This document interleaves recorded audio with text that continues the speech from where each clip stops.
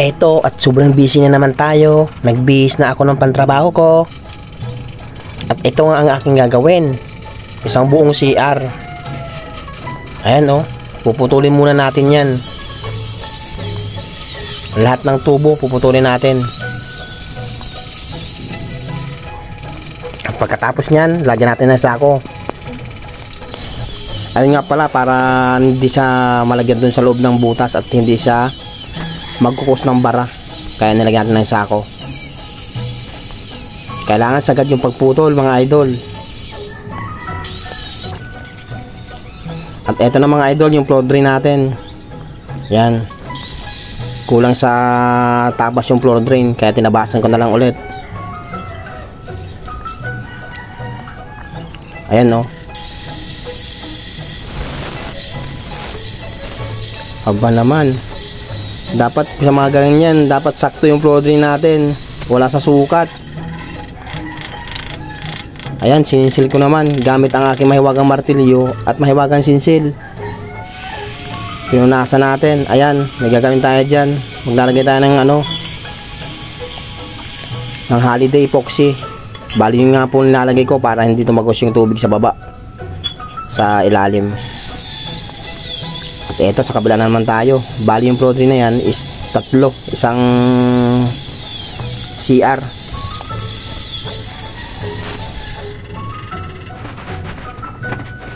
Ayan, okay na tayo. At pagkatapos yan, maglinis muna tayo bago tayo gumawa, para malinis yung paggawa natin.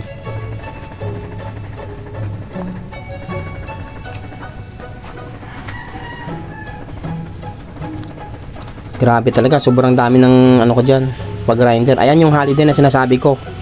Yan dapat ang ilagay nyo pag maglalagay kayo ng floor drain, kasi para hindi magkaroon ng leak sa ilalim, kasi naka waterproof kasi yan. Nasira natin yung waterproofing, then pinalitan natin ng pati yung stub out ng CR. Ayan, okay na mga idol oh. Ayan nga pala yung pinahirapan ako dyan, ang lalim nung abang ng nung sa tubig ng water tank. Sobrang lalim mga idol, dapat hindi ganun, di ba? Dapat nakalabas siya. Pero okay lang, at least nagawa natin ng paraan. Lalagyan natin na sana ng angle bulb. Bali double angle bulb, isang para sa para sa bidet, at saka isa para sa water closet. Ayun tinatawag na double angle bulb. Ayan, okay na.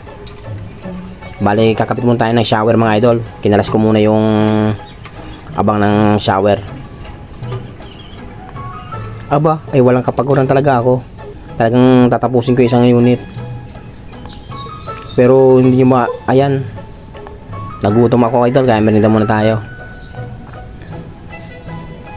Nakakagutom din pala mag-grinder mga idol, no? At tara, balik muna ulit tayo sa trabaho. Ayan, ikakabit ko na yan.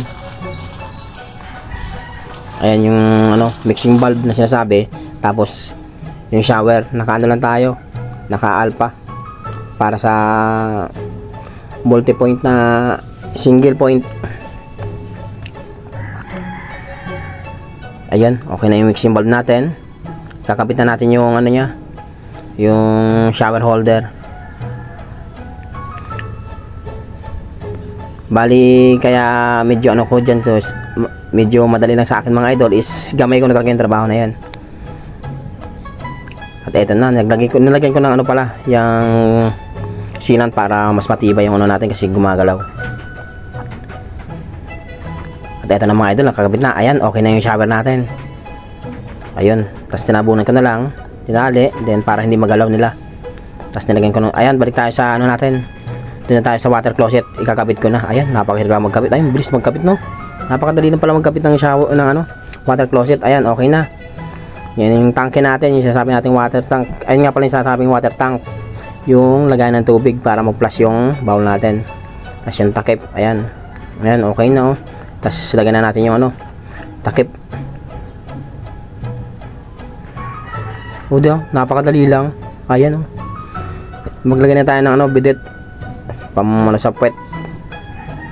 Puwet talaga. At ayan, kinabit na natin. Ayan, okay na. Isinan na natin.